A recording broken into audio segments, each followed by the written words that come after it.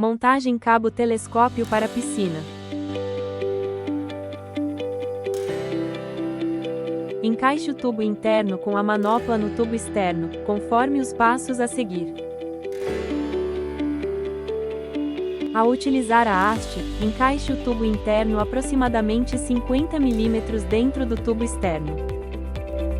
São medidas de segurança, garantindo assim melhor firmeza em seu manuseio.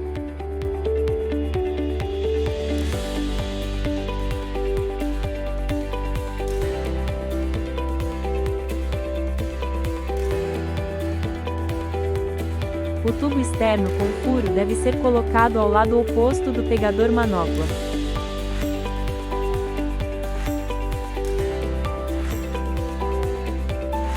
Por fim, sua haste já está pronta para uso.